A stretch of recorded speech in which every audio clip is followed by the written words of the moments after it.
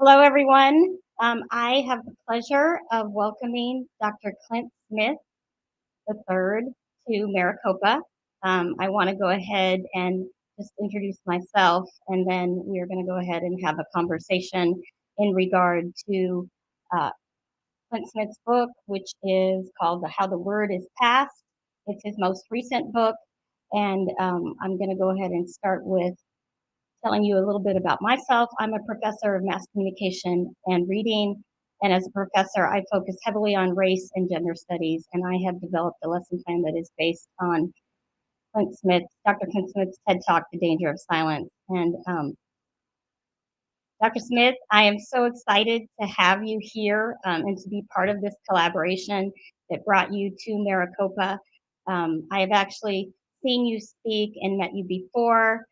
I saw you in 2016 at the 25th Anniversary Summit for Teach for America in Washington, D.C. And most recently, I saw you in Phoenix at a Renaissance Hotel at an alumni event where you recited some poetry and spoke with various alumni and new teachers that were coming to Teach for America. And every time that I've seen you, I've been more and more impressed. And so it is my pleasure to welcome you to Maricopa. I'm going to go ahead and read your bio and thank you to all the attendees for coming. Dr. Clint Smith is a staff writer at The Atlantic.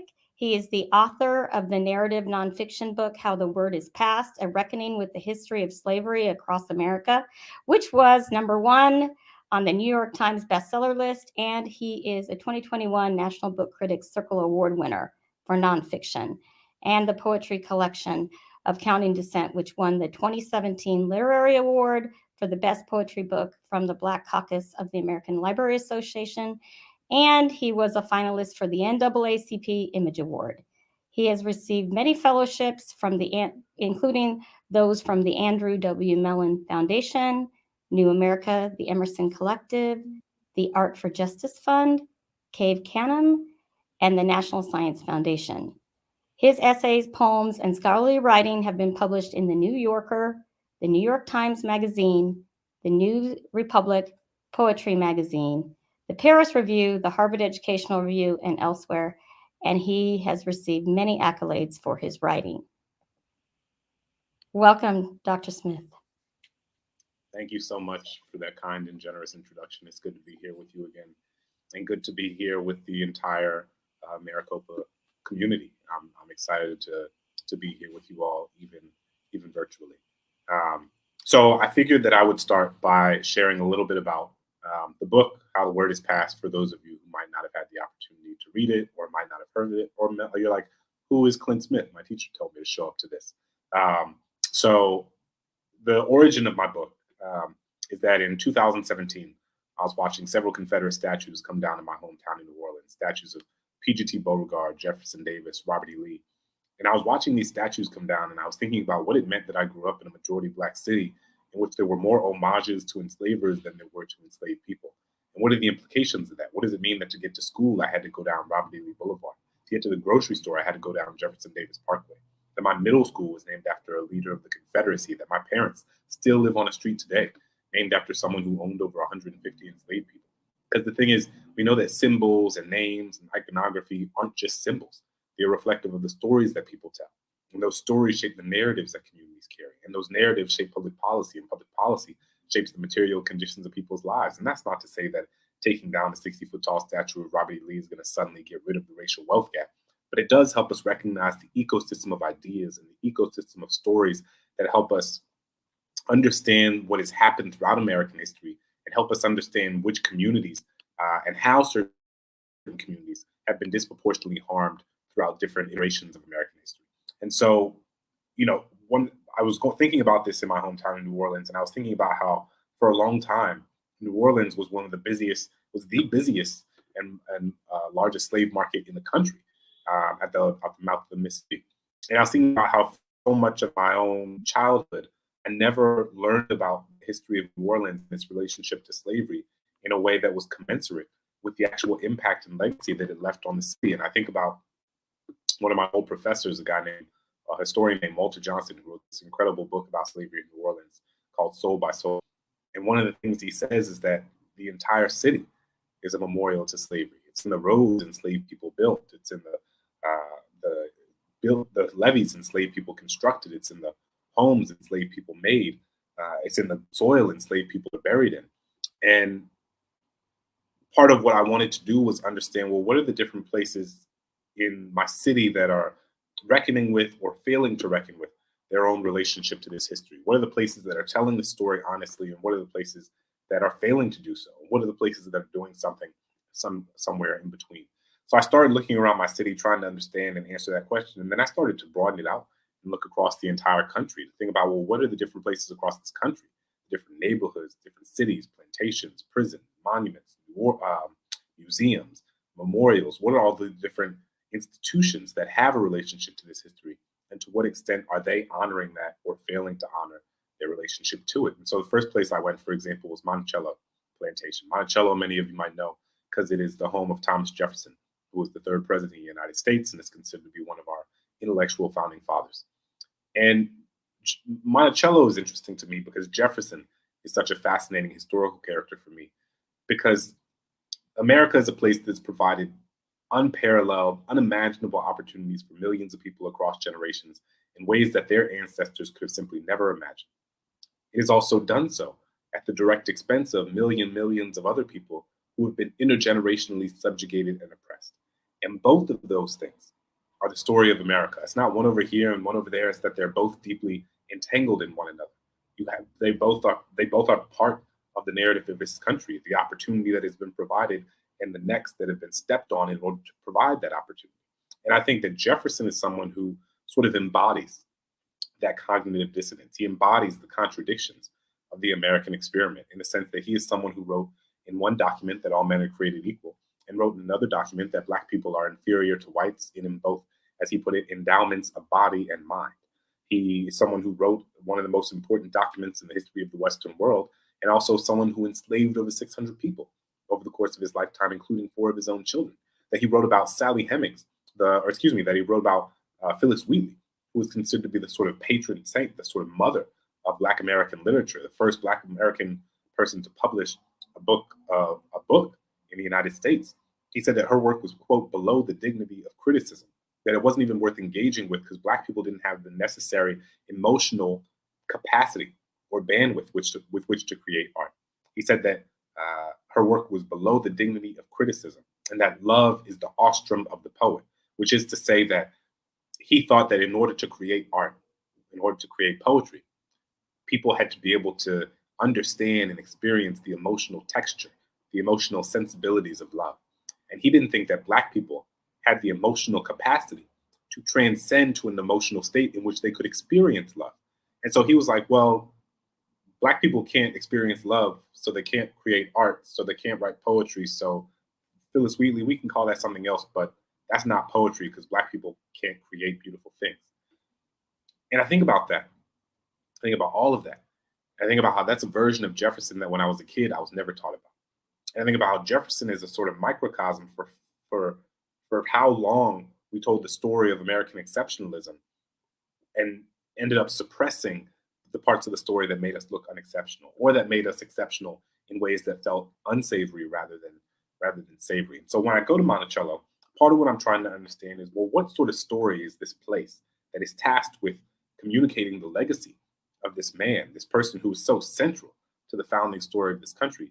What sort of story are they telling about him? Are they telling a story of Jefferson as philosopher, as statesman, as president, as governor, as intellectual, as scientist? And are they also telling the story of Jefferson as an enslaver, knowing that one part of him can't exist without the other parts? Like, the only reason we know who Jefferson is as much as we do, the things that made his life possible in terms of his scientific work, his philosophical work, his political work, was the fact that he was an enslaver and had hundreds of enslaved people working for him over the course of his entire life until his death.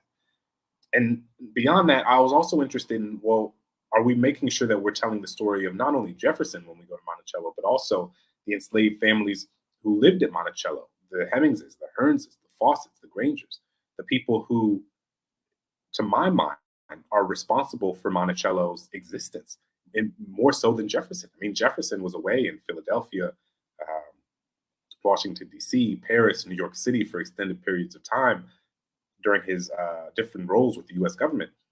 But it was the enslaved families who built memories there, who built families there, who created the infrastructure on that land, who created the community on that land.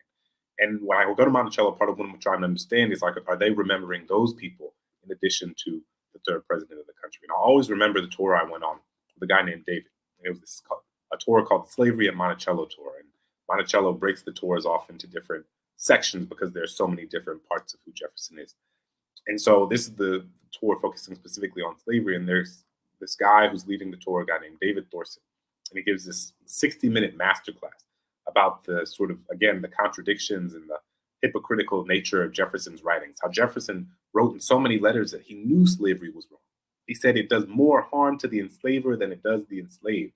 We have no excuse for what we do to people, and that we'll pay for it as people, as humans. Our consciousnesses weren't designed to experience this, to bestow this upon other people.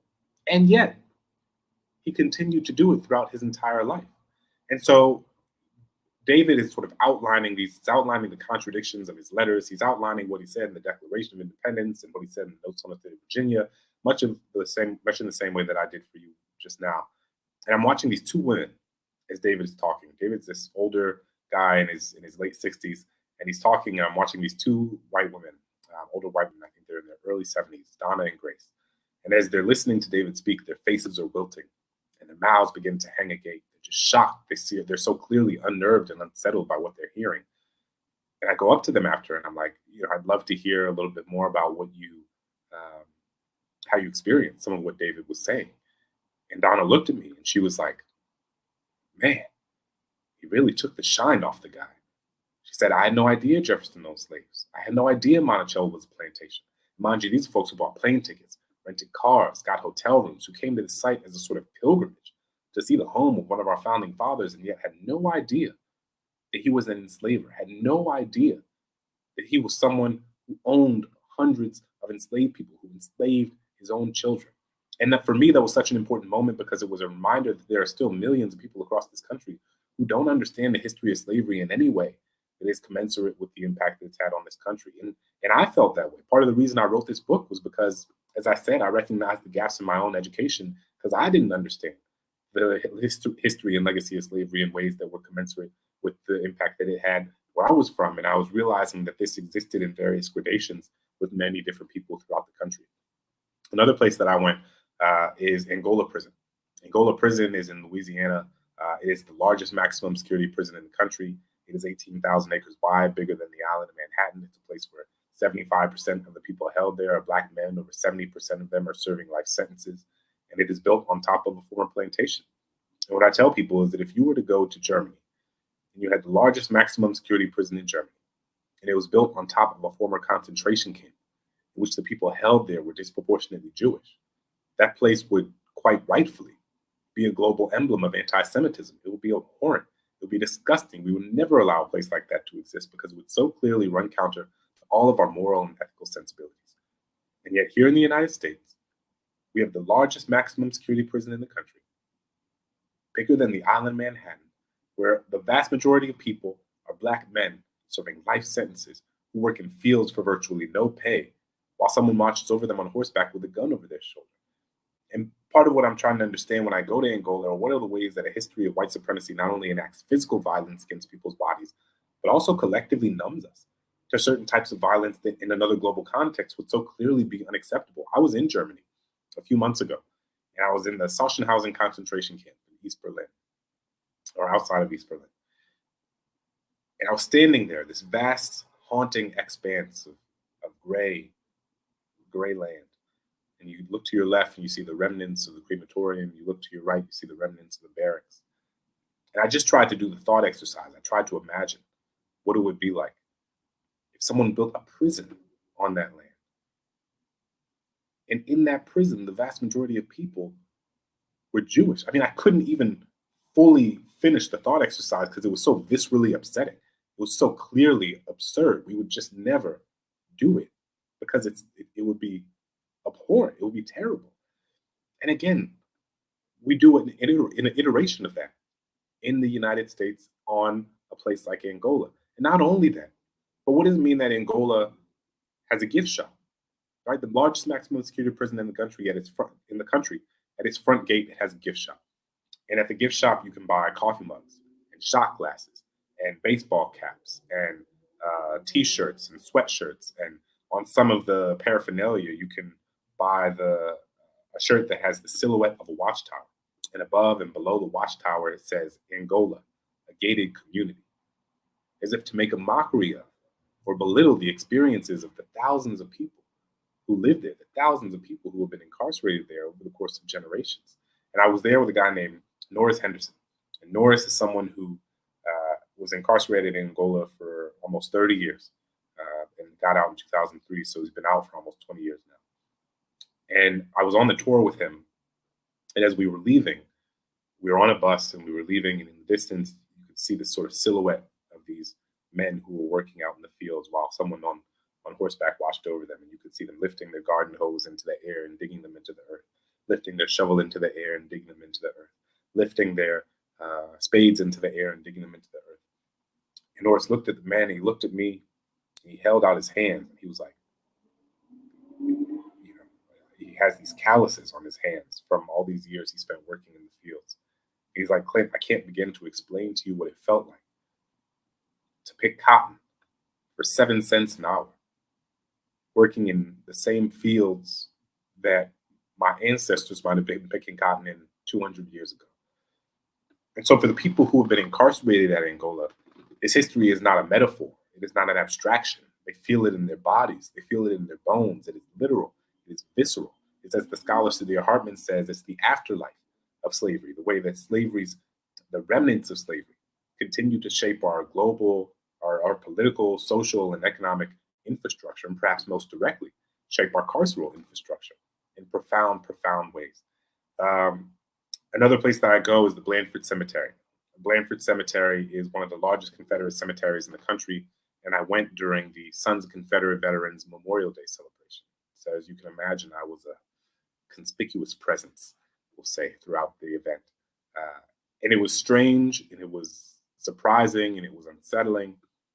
It was also incredibly illuminating because I think I gained a first-hand sense and account of how the mythology of the lost cause, this idea that slavery wasn't central to the Civil War, the idea that slavery wasn't even that bad, the idea that Robert E. Lee was a good person, the idea that the Confederacy was just the people who were trying to stem off Northern invasion, how that ideology, I got a sense of how it perpetuates itself. Because part of what you realize is that for so many people, history is not about primary source documents or empirical evidence. It's a story that they're told, and it's a story that they tell. It's an heirloom that's passed down across generations. It's something where loyalty takes precedence over truth. I think about a conversation I had with a guy named Jeff. Jeff had this salt and pepper handlebar mustache, this long ponytail that went down his back, this big biker vest with Confederate paraphernalia all over it. We were having a conversation, and he was telling me about how when he was a boy, his grandfather would bring him to the cemetery, and they would sit in this beautiful white gazebo at the center of the cemetery. And his grandfather would tell him these stories about how the men who were buried in this soil, who were buried in these fields, they didn't fight a war over slavery. They fought a war to protect themselves against Northern aggression. They fought a war to protect the state's sovereignty. They fought a war to protect states' rights. They fought a war to protect their families and their culture and their heritage. And he would tell them these stories, and they would sing these songs. They would sing the old Dixie anthem on his banjo, and they would watch as the sun set from above the trees and fell beyond the trees. They would watch as the sky turned from blue to pink to orange to purple. They would watch as the fireflies came out of the forest and jumped from one tombstone to the next, watched as deer came out of the forest and began nibbling around the cemetery. And so there are these deeply sentimental, deeply emotional memories that are entangled in this sort of myths that his grandfather told him. But what happens is that now Jeff talks about how he brings his granddaughters to this cemetery and tells his granddaughters the same story that his grandfather told him. And it just becomes clear the way that the story perpetuates itself across generations, because they sing the same songs, they share the same memories, they tell the same stories. And the thing is, if I went to Jeff And I was like, well, Jeff, I know your grandfather told you slavery had nothing to do with secession or the Civil War, but all you have to do is look at the Declarations of Confederate Secession, where in 1861, a state like Mississippi writes, quote, our position is thoroughly identified with the institution of slavery, the greatest material interest in the world. So they're not vague about why they're seceding from the Union. They're quite clear about it. They say it very directly. You can look at Alexander Stephens' cornerstone speech. Alexander Stephens, the vice president of the Confederacy, who writes very explicitly in his speech in 1861 that the cornerstone upon which this great nation will be built is the idea that the white man is superior to the black man.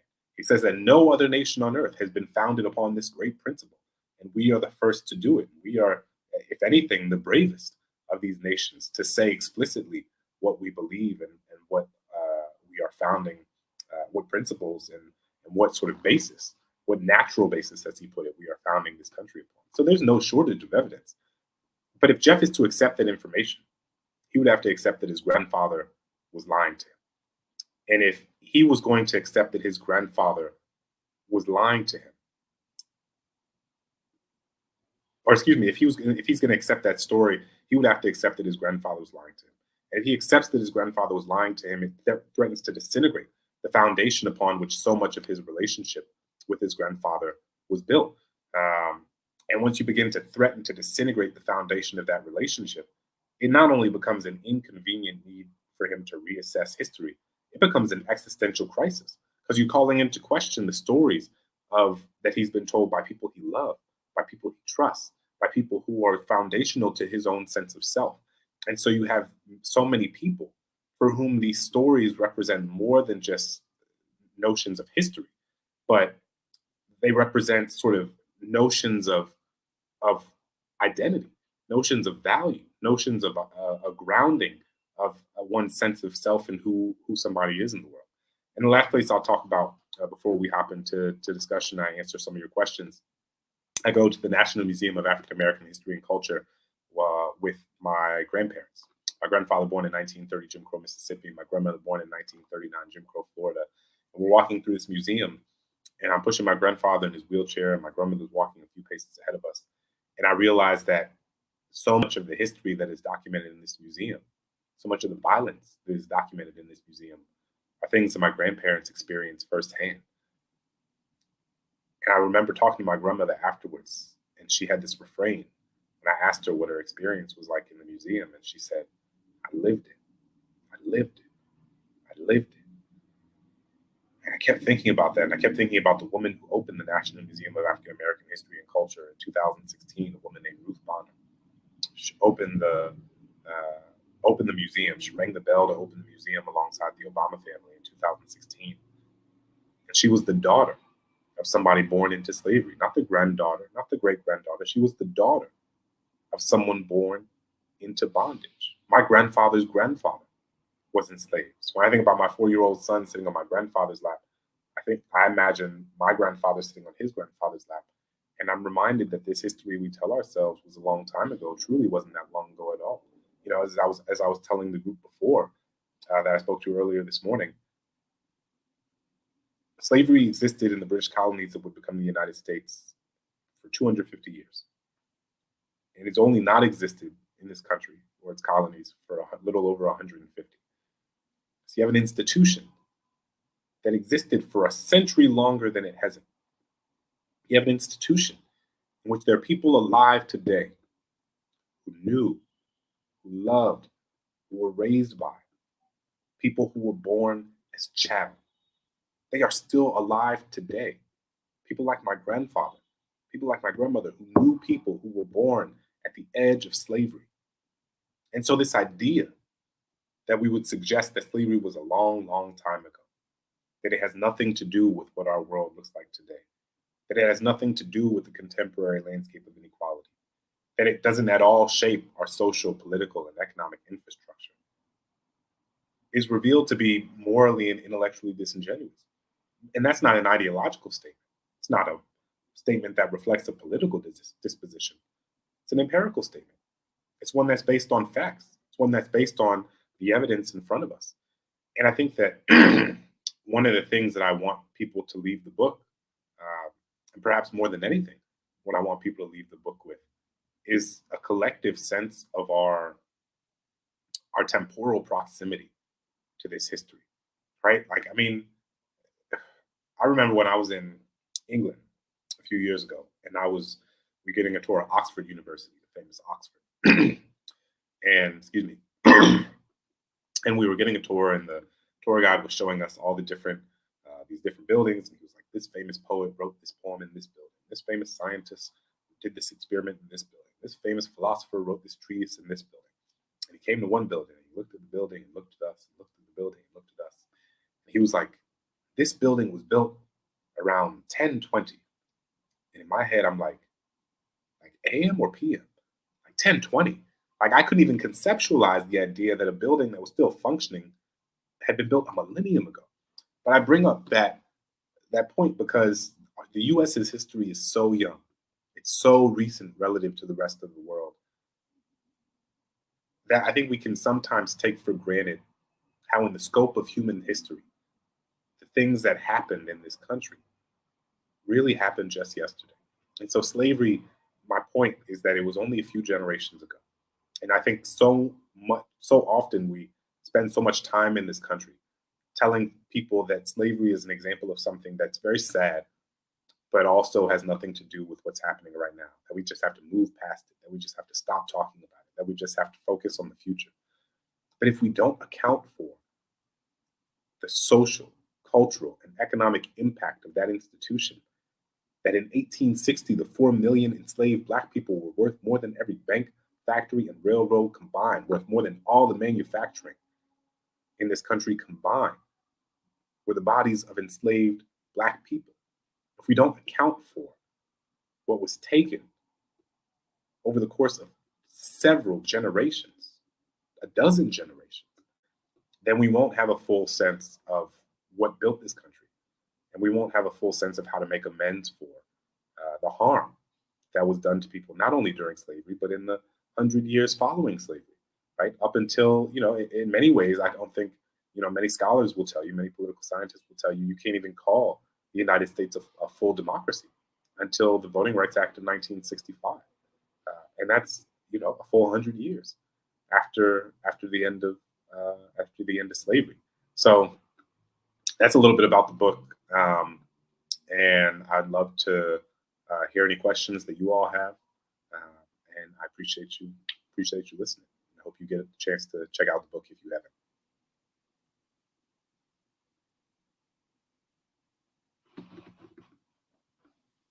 I think you're muted.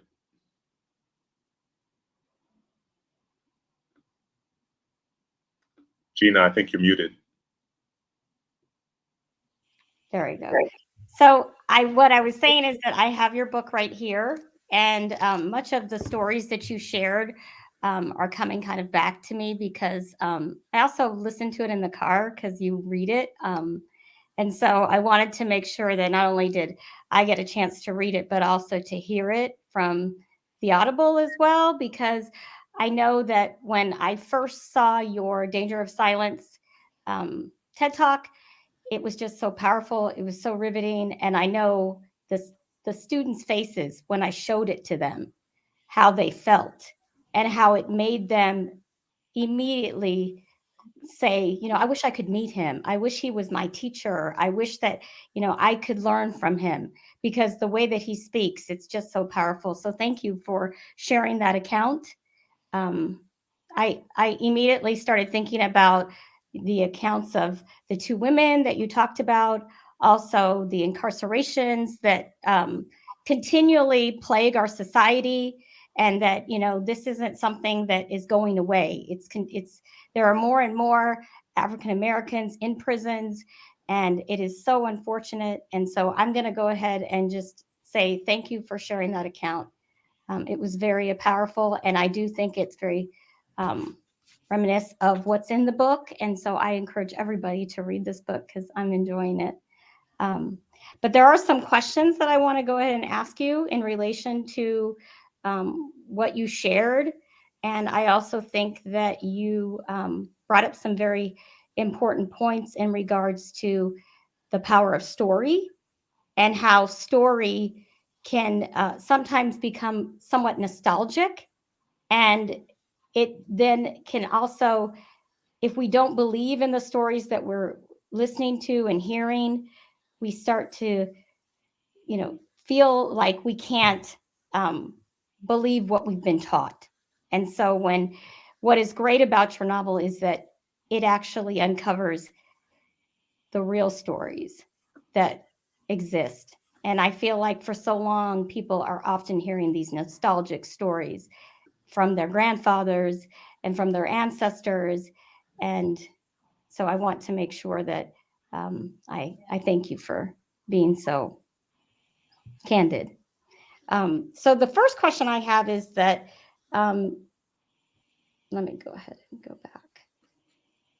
Do you think they are still trying to blindside one fact from the other when the one real story from the actual history timeline is being ignored?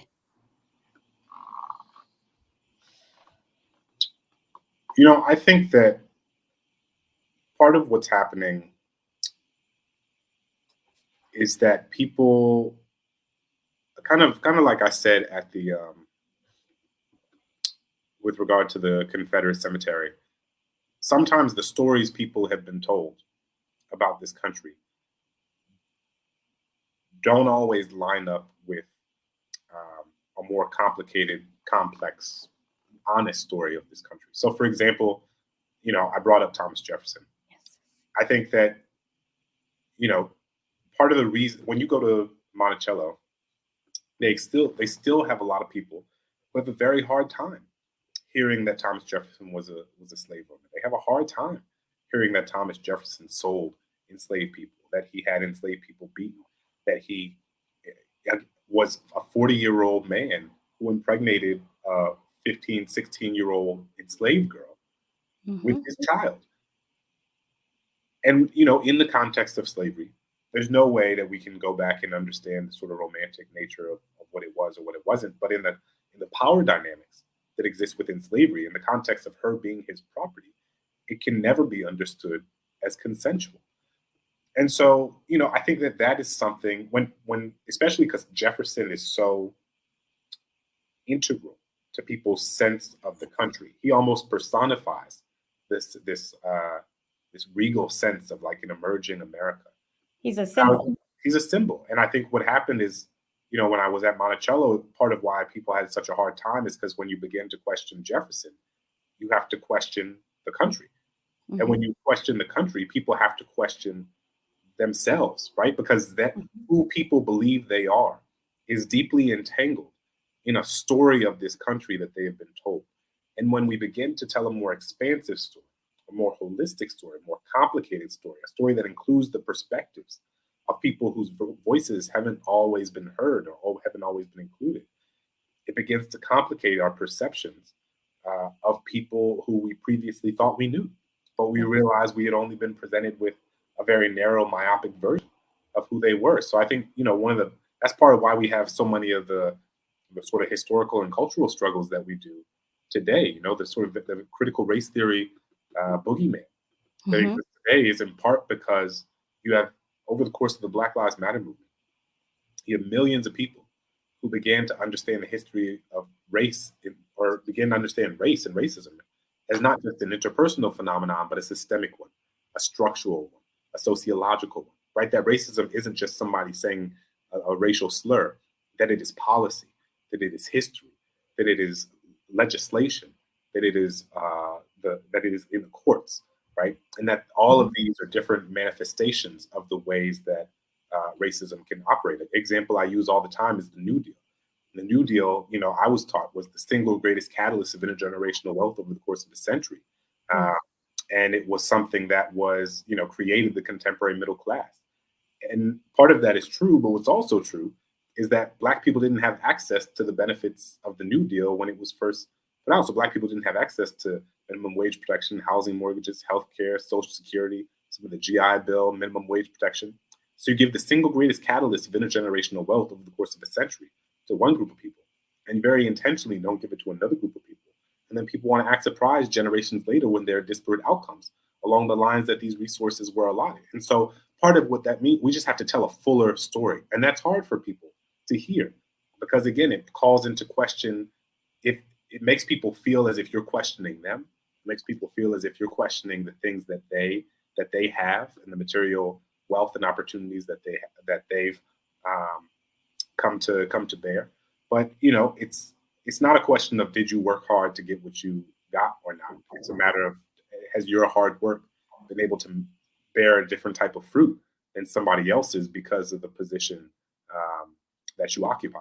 That is the result of a much longer history than any of us. And I think it's telling, right? Because it questions integrity. It questions the integrity that they know and the authenticity of the story. And so, what you mentioned so many times, I believe, in the conversation is just that there are these myths and we have to.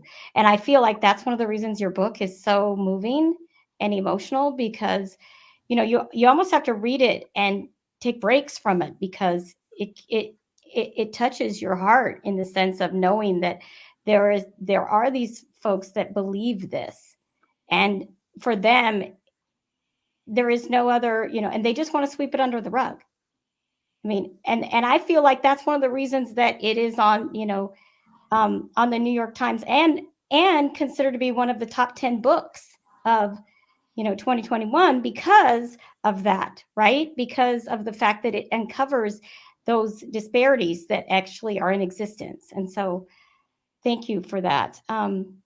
So the next question is, do you think that people mostly, like the man with his grandfather that you shared, are racist out of malice or because of an earnest and fearful ignorance and inability to confront their own personal history? So going back to that whole, this is integrity for me. Like, this is what I've known. This is the stories I've heard from my grandparent. I have a good relationship with this person.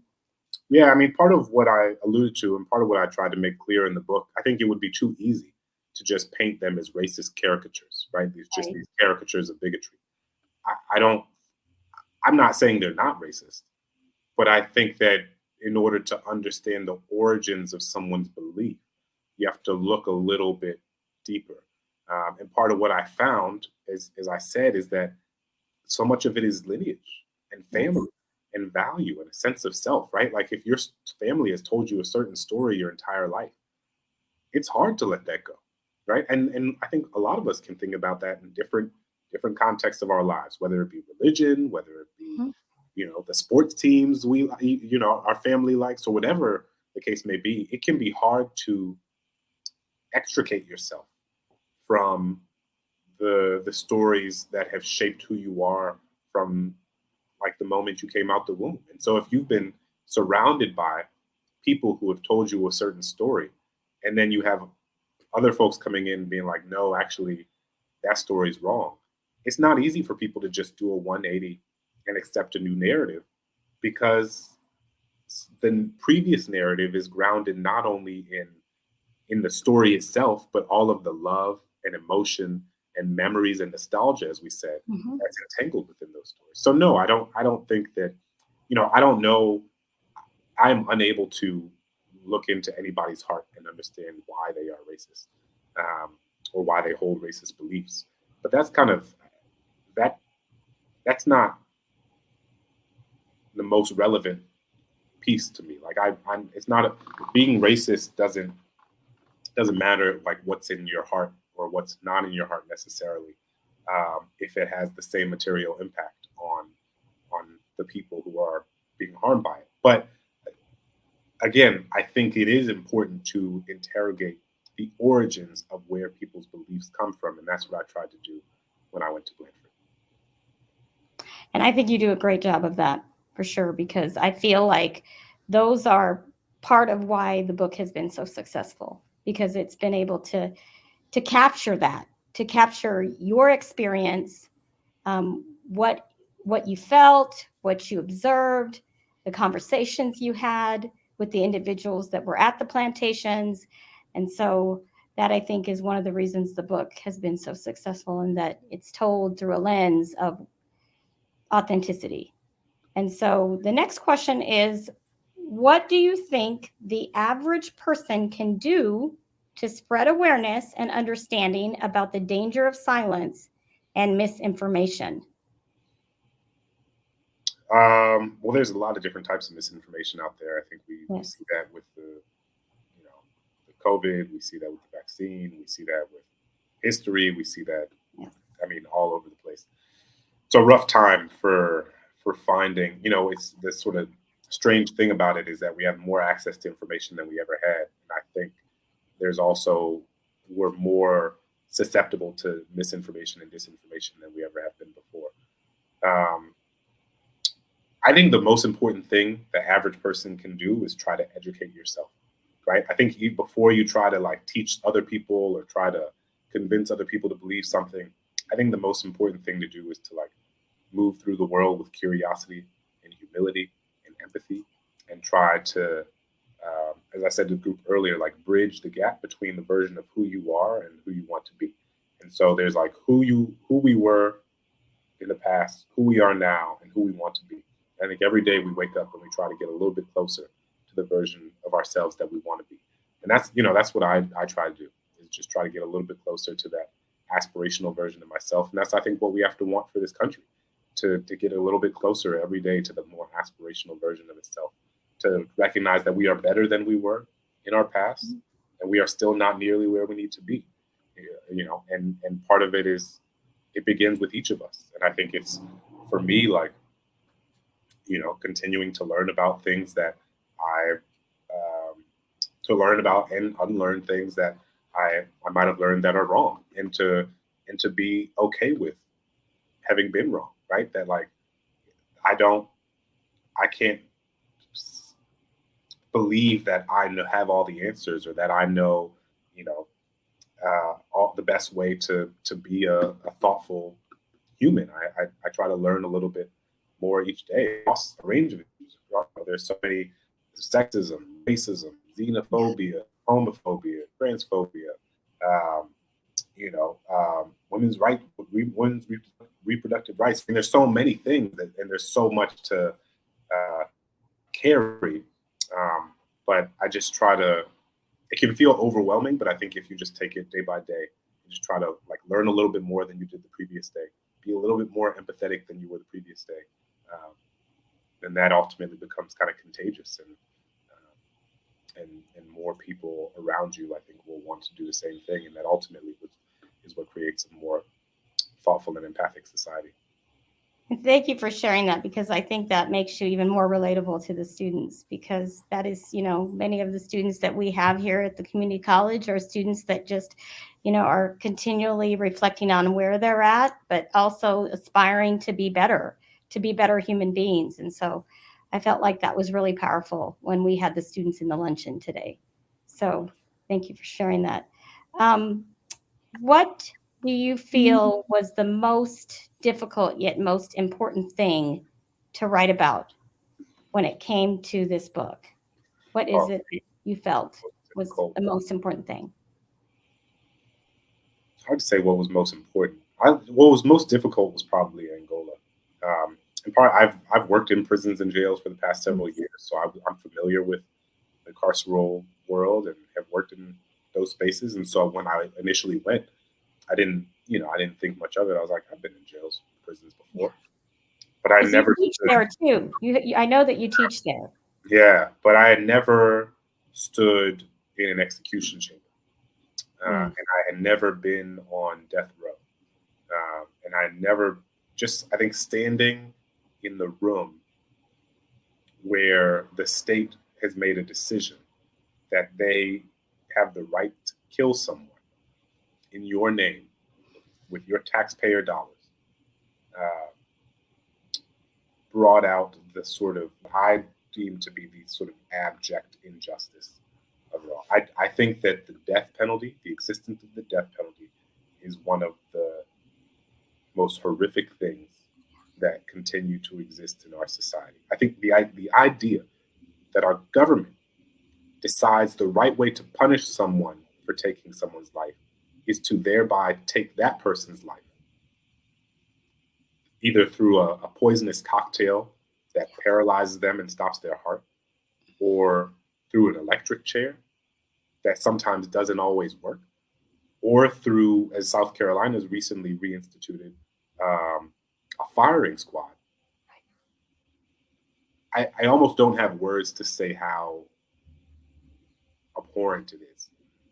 And so I think when I was at Angola and stood there um, and thought about what has happened in that room and on that chair, it was a lot. It was a really emotionally difficult day.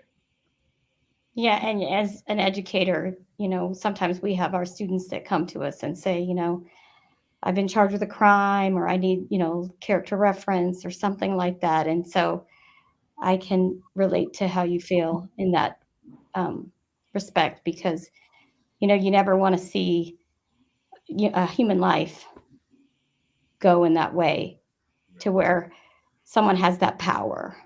Yeah, and even beyond, I mean, I think on its face, like in and of itself, it is wrong. It is Yes. also one, it's ineffective as a deterrent, but it's also um, we get it wrong, right? There was a study that came out a few years ago that showed that 1 in every 25 people on death row is innocent. Mm-hmm. 4% of people on death row are innocent. There's no other context on earth in which we would do something that has a 4% error rate.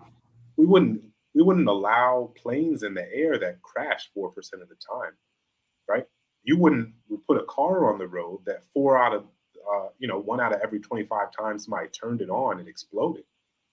But like that's what we do with the death penalty. I mean, it just is so beyond words that I almost don't even know what else to say about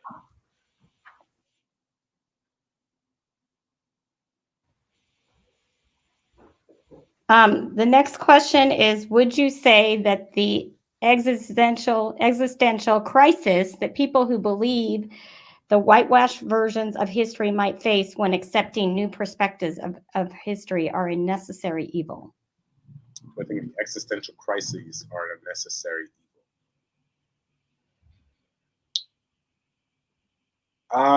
I don't think. I think that there are people who are confronted with information about their past and what their families have done, and who make a different set of decisions, right? It is not true that every single person who has an ancestor who fought for the Confederacy is a son of Confederate veteran or a United Daughter of the Confederacy. One of the people that I talk about it in the book, one of the people I went with was a friend named William, who I'm the best man in his forthcoming wedding, and he's a white guy. His family's from Georgia, Mhm. and he went with me in part because he was reckoning with the fact that his own ancestors fought for the Confederacy and owned enslaved people. But that doesn't mean that he has to defend what they did. I think you say my family fought a war for a cause that is inexcusable and evil, and I am not defined by the decisions that my family made in the past, and I can make a different set of decisions for myself and for my family and for my children that reflect the values I have today, and I can love my family and who I am and where I come from, and also unequivocally condemn what some parts of my lineage fought for. And I think that that's what a lot of people do. So it's not an inevitability that every single person is going to have an existential crisis. Some do, um, Mhm. but others can make a different set of decisions.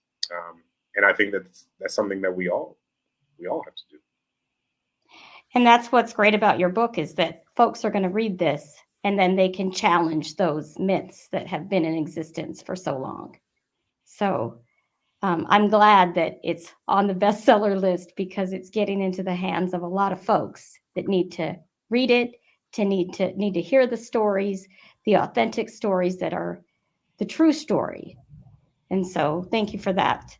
Um, do you have any more experiences with people who have contested your knowledge, your personal experience?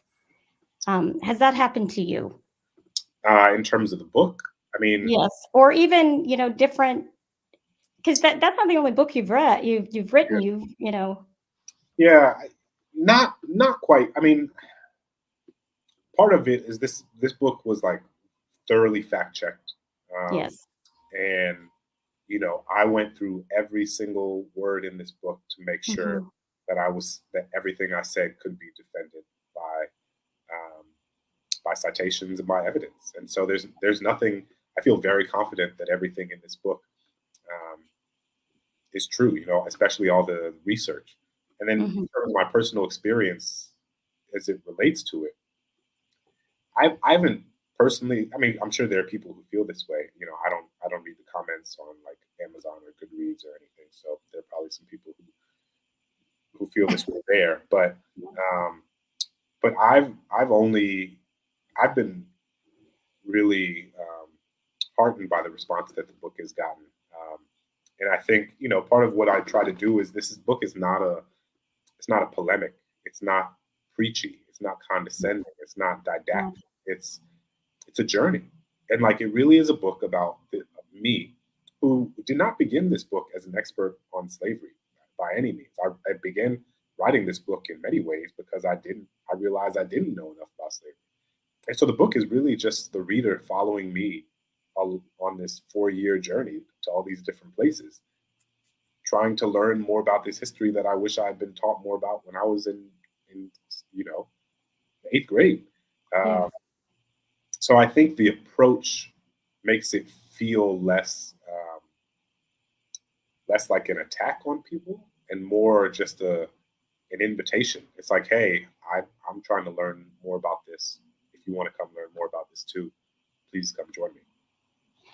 I would agree. I feel that it is relatable. I've encouraged my students to read it too because I feel like they can read it and know that it's your personal experience. It's not just something that's like this is how you need to think or this is what you need to believe.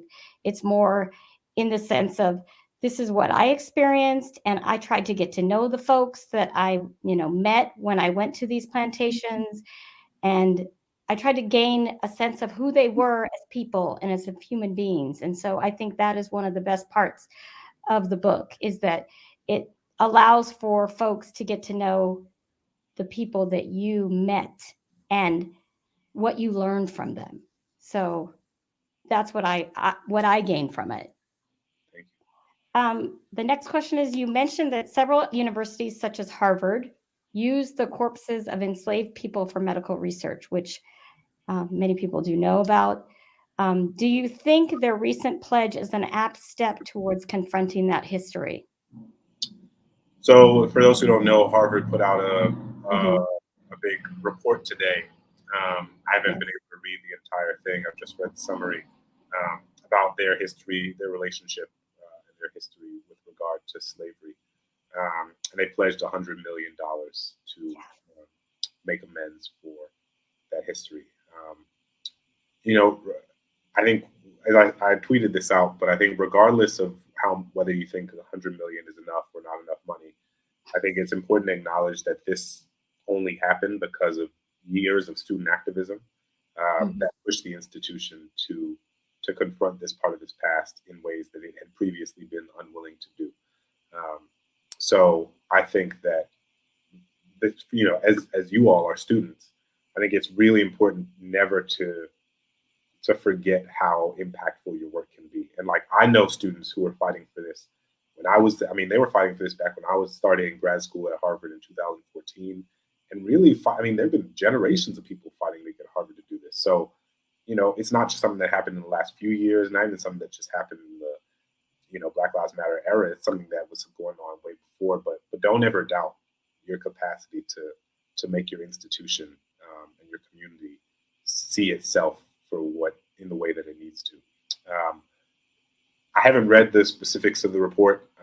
Medical research was undeniably a huge part of it. I think there is a section on scientific research and sort of pseudoscience and the Hmm. relationships to slavery. But yeah, I think that absolutely it's a step in the right direction, right? I think that $100 million is still a relatively small amount of Harvard's endowment, um, which is in the I think $52 billion or something like I can't remember exactly, maybe more. but it's still a good amount of money. And so I'm not here to say it's not enough when I haven't done the reading, but I am encouraged by the level of intention and thoughtfulness that went into the project. So this question has to do with elementary and middle schools and high schools and their adoption of teaching, much like what you have shared. So the question is our elementary, middle schools, and high schools adopting these truths into their education system? I taught, obviously, in Phoenix. I said I was Teach for America. So I know what I taught was often questioning what had been in history books because of my background. So the question is in relation to, do you think and that was many, many years ago. So um, do you think that they are adopting these truths into their education system to help children learn more about the truth of our history, or still teaching in the same way? Which, Depends on where you are. I mean, the yeah. thing about having a country where the school decisions are made on a hyper local level is that Mm-hmm. this looks different everywhere. And that's part of what I tried to capture in the book was the heterogeneity of the way that this is taught. The way how it's taught at a school in Phoenix, Arizona, is going to be very different than how it's taught in Detroit, Michigan, which is going to be different Mm-hmm. than how it's taught in New Orleans, Louisiana, which is different than how it's going to be taught in Los Angeles, California, and even within those districts, it depends on who your teacher is. It depends Mm-hmm. on their level of understanding of this history. It depends on the level of professional development support that they get. I mean, there's so many factors. I wish I could say, but I think what is undoubtedly true is that more people now are being taught about this history in a more complicated, honest, and holistic way than were several years ago. And I think that that's because of the way that the Black Lives Matter movement has shifted the public consciousness of millions of people throughout this country, in the same way that the civil rights movement did, many decades ago. I would agree. At any time during your research of the book, did you have any type of conflict or negative interactions with any of the folks you interviewed? Negative. I mean, certainly tense sometimes. There were also people who didn't want to talk to me. Yeah. And again, in the Confederate cemetery chapter, probably most pronounced. I think there was a lot of skepticism. In part because I'm like a black guy showing up with a notebook, and they're like, one of these things is not like the other. Um, so yeah, some people were like, "What are you doing here?" Or like, "Who do you work for?" Or, they were filming me, trying to intimidate me. I'm probably on some, neo-Confederate message Yeah. boards somewhere. Mm-hmm. But I've that was most of it.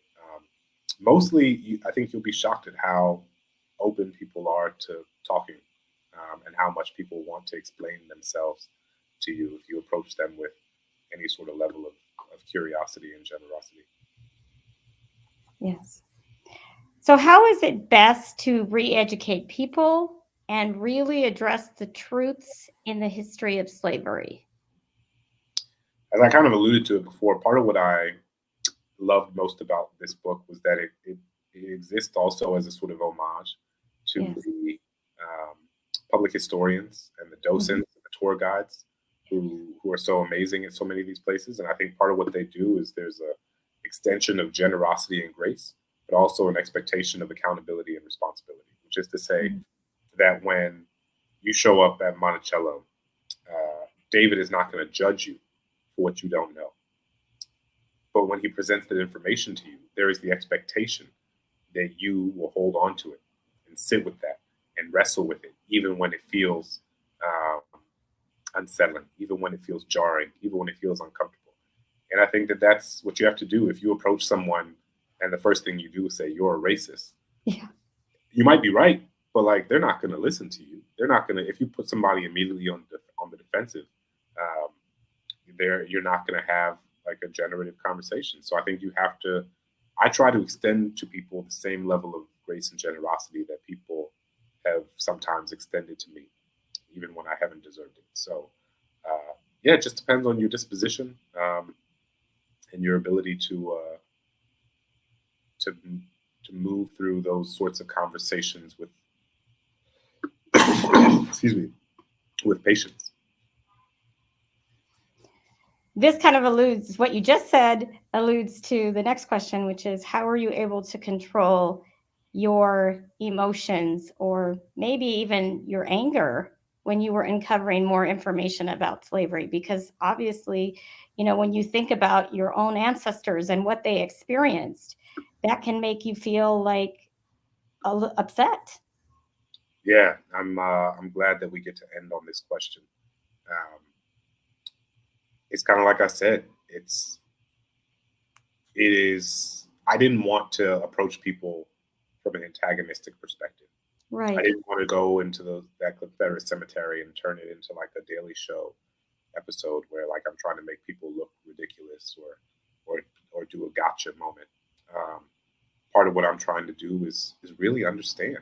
Like I just really wanted to understand why people believe the things that they do, um, and I think if you approach someone with genuine curiosity, they'll give you genuine answers, and Yes. that's all I was trying to do. Well, Dr. Smith, thank you so much for coming. It has been my pleasure to be able to have this conversation with you and to have you come to Maricopa. Um, I'm so excited about reading the rest of the book, and I'm excited to also share it with my students. And so, once again, we are so happy to have you, and we hope you'll come back again. Thank you all so much. And I should say, if people are interested in following along with my work, if you go to my website, clintsmith3rd.com, there's a newsletter tab. So clintsmith3rd.com/newsletter.